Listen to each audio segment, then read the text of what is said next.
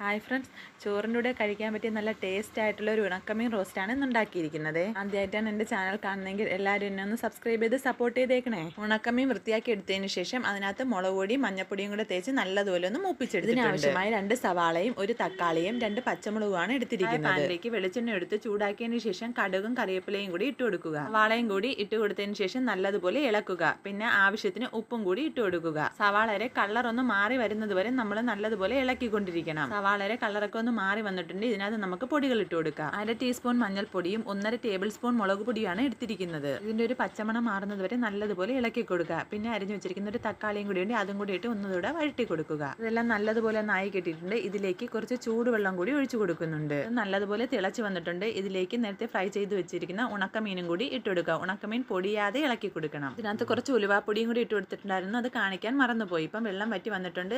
ഒരു റോസ്റ്റ് പരിവായിട്ടുണ്ട്. എല്ലാവർക്കും ഇഷ്ടമാണെങ്കിൽ സബ്സ്ക്രൈബ്